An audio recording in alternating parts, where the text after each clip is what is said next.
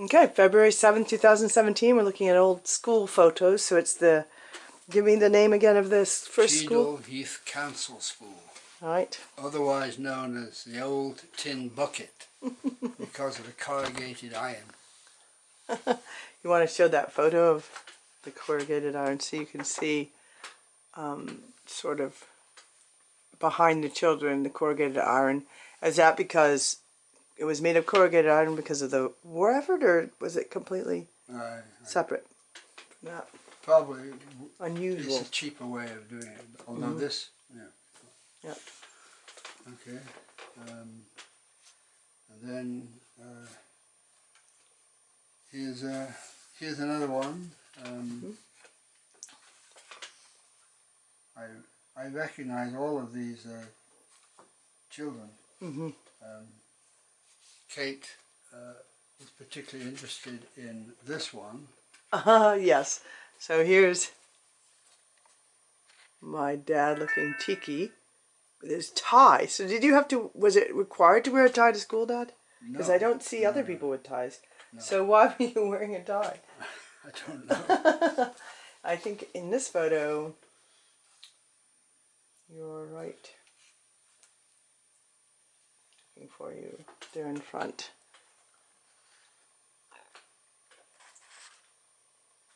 Yep.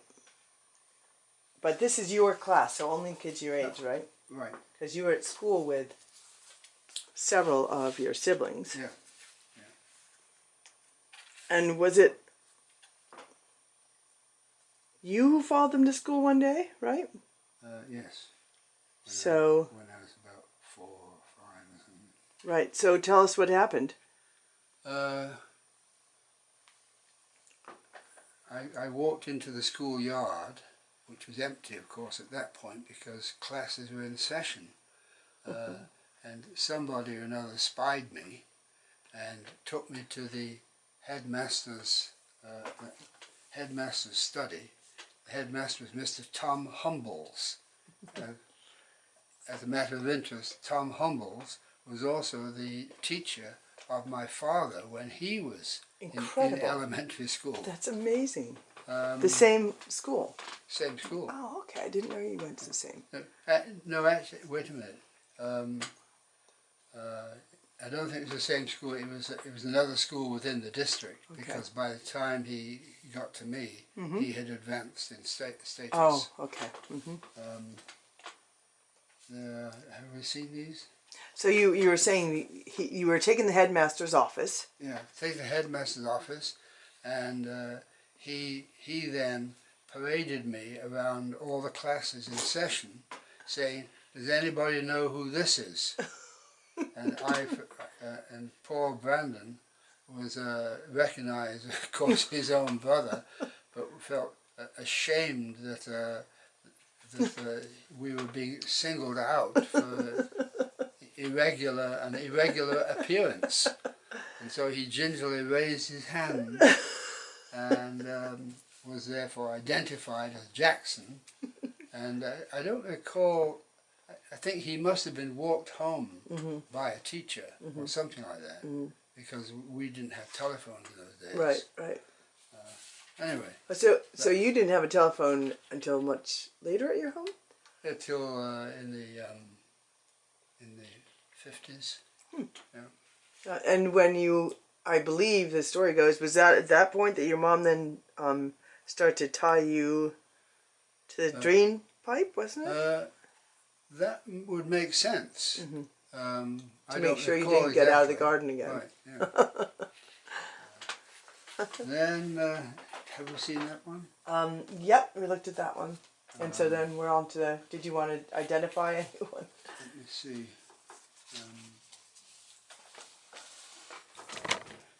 Oops. Here's Brenda Bell, that girl there, next to the end of a row. And she was a favourite? She lived on Ashmore Avenue, well, near Ashmore Avenue, about 100 yards from where we live. Were there any particular friends of yours there? Yes, I think There should be another photograph Maybe later. somewhere. Yeah, maybe later.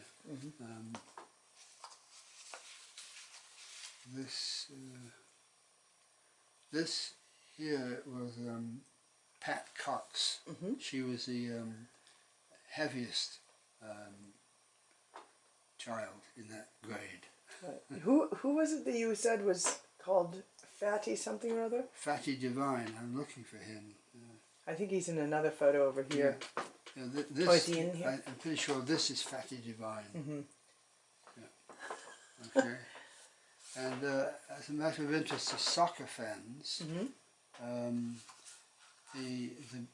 the houses here housed, among other people, Billy Meredith. Billy Meredith was a famous soccer star of Manchester United. I knew the name. And one could figure, So he lived quite near you. Yeah, this is either could have been 46, 47 or 48. And I have written here in the back of my own handwriting, Jeremy Jackson. Yeah, in pencil behind a later, you can see it, and behind is later writings of names. And this is your football team? This is the football team. And this is Blair Spooner.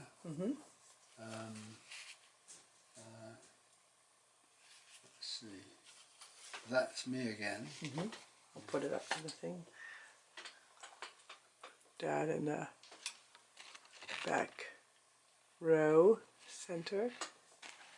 I like the striped socks and the uniform. Those are quite nice uniforms, actually. Yeah, this was it when we were in the we were 10-year-olds, the top class, 10 or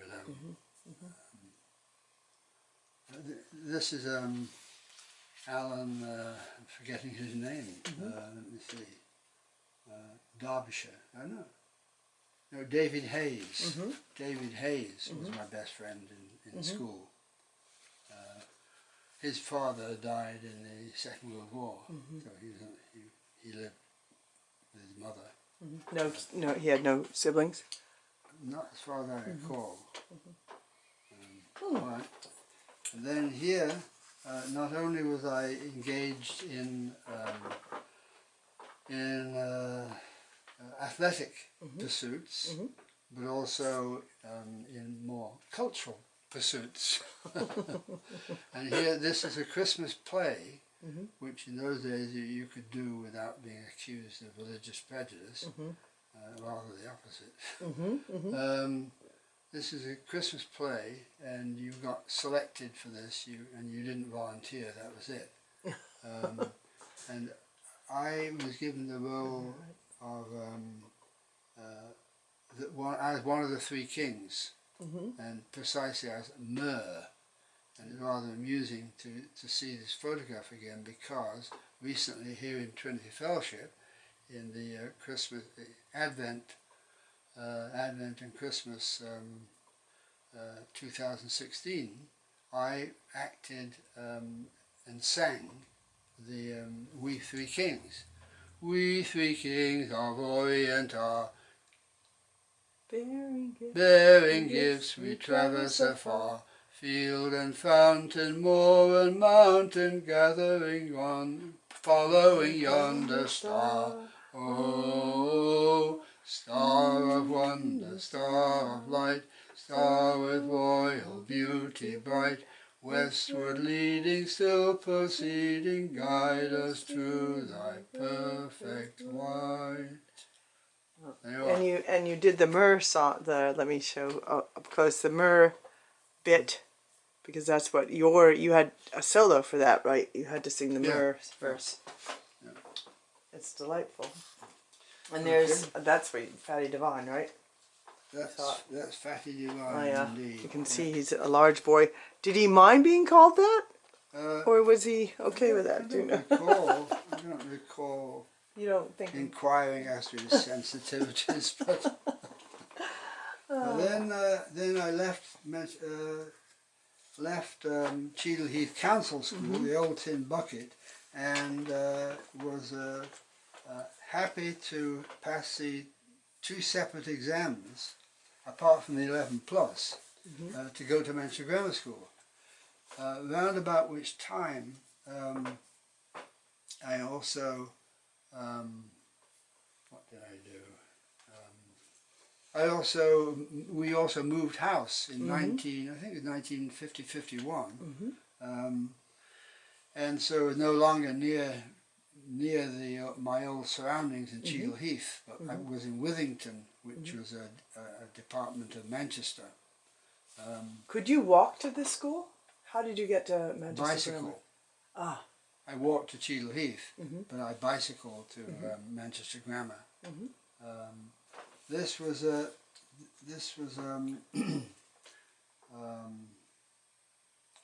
later on in Manchester Grammar, so I should show first some activities. This might explain why you're the only one wearing shorts in this photo, because you had to bicycle. There's Dad, the only one in the group wearing shorts. That's a good guess. Here's another one there. Oh, and again Dad stands out. He's the only one wearing dark shorts amongst the sea of whites. Didn't you say, Dad, that you didn't really mind how you dressed? That you weren't, you didn't have money and... I was never self-conscious. Auntie Gillian was more self-conscious. And this is one you just showed? Yes, with wearing shorts. This one we haven't seen. And this is important to another point. Is, this is Ike Tenon, teacher, form teacher. Ike Tenon, as the name might suggest, was Jewish. He was a highly experienced, no-nonsense teacher. I had an experience with him the first time I was in one of his classes, and we handed in our homework, and the homework was in an exercise book, and the exercise book was labelled with my name, and he was handing out the homeworks, which we'd done overnight, and I was waiting for mine, and it didn't come, and I was sort of rather fearful. Am I being singled out for a disgraceful performance? Right. However, he paused at this juncture and looked over his glasses, which he always did. He wore often 2 or 3 pairs of glasses. At the same time? At the same time. Just to keep abreast of things. And he said, "Now, who is Jeremy?" I thought, Jeremy? He said, "There's someone here," and he held up my homework, J.C. Jeremy. Who's J.C. Jeremy?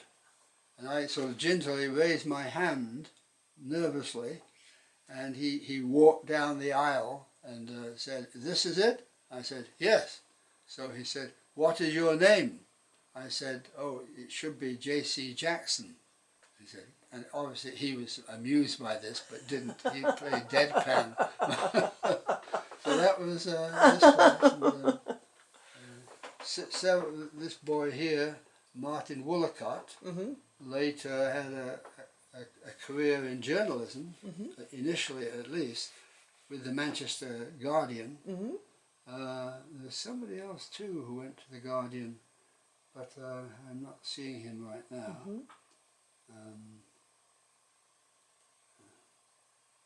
Okay. Now, who was the, now that was not, this man here, you told me the story of someone who, when you suggested that you sit the exam for Cambridge. Oh yeah. That was someone else. That was someone else. Okay.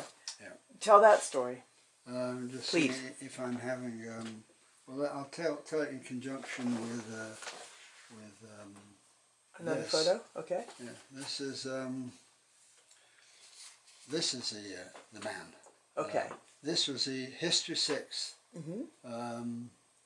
1954 to 56. Mhm. And our form teacher, you'd have individual teachers for different subjects, but you'd have one form teacher where you'd report always at whatever the time was, 9:30 or something, or 9 o'clock. Right in the morning. Yeah. Well, our form teacher was John Roberts. He's there. And let's see, I am right next there, my head leaning to the side. Is John Roberts and my dad. And on the back are the signatures, which is Wow. just out of curiosity, but you don't need to try and read them. That's impressive that you got people's signatures. Let's see. So you were going to tell me John Roberts, the story of John Roberts. Oh yeah, John Roberts. I was, I suppose, somewhat of a late developer, and I learned all about this sort of thing from Uncle Roger, who at that time was completing a teaching degree from the University of Durham. And I was actually, there were two different classes for history. And so that would mean that I was in the lower class. But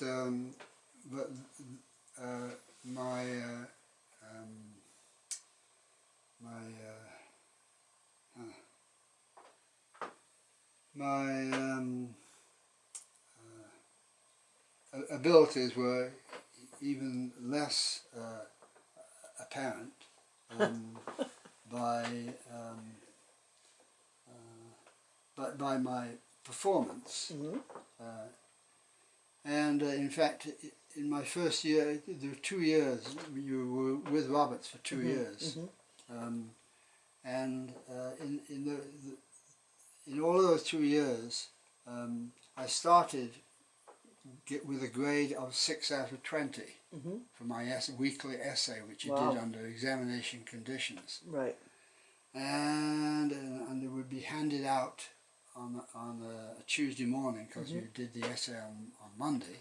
Handed out on a Tuesday morning, and accompanied by his, for all the class to hear, accompanied by where he thought necessary from the teaching point of view, comments upon weaknesses, including grammatical. So I really learned to write through Roberts. Right. I had other good teachers, but I had most exposure to him.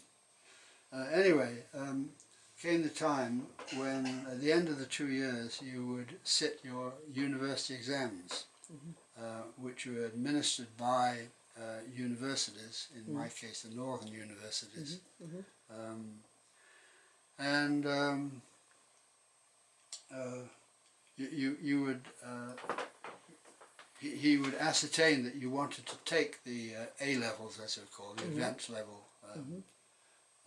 exams, but also you could take a scholarship level, which is a separate exam. And this became a matter of discussion at home, and Uncle Roger said it's very important that you try the scholarship exam, because a good performance in the scholarship exam would also help you further on in terms of eligibilities. Well, I went back to school, and he called us up one by one to determine what exams we wanted to take, and came to me, and I said advanced level and scholarship level, and he visibly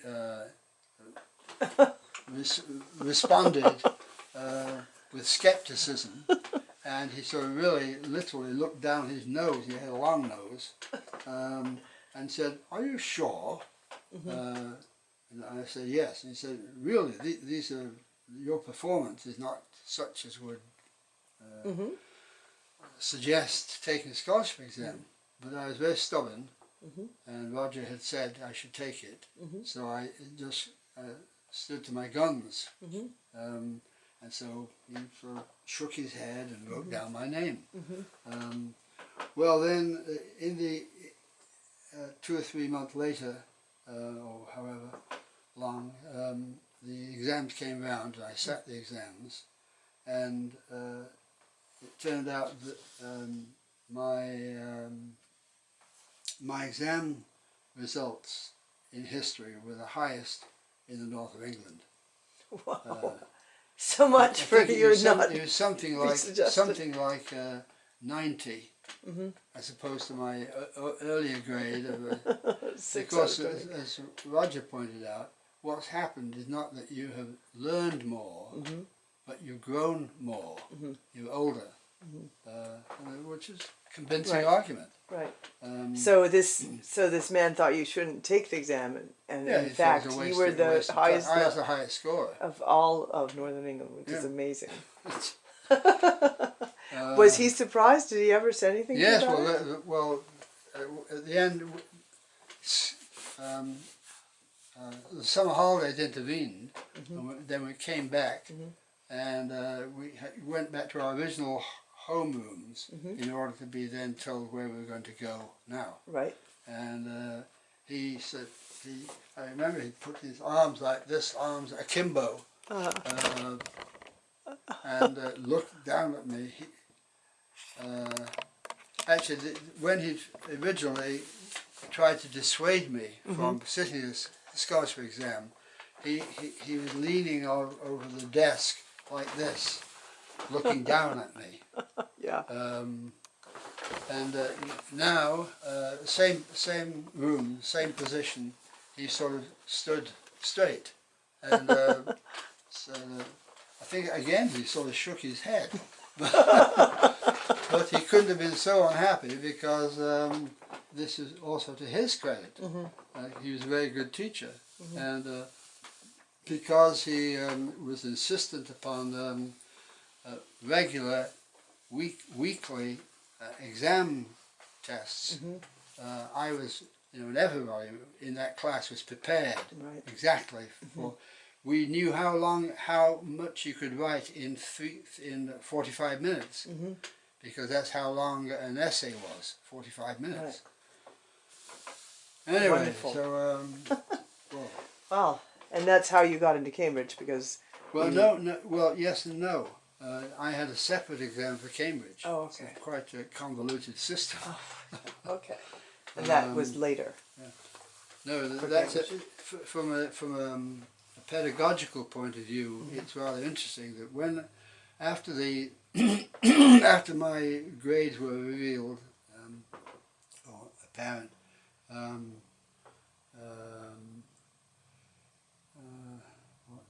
oh yes, then we had been shuffled into new groups.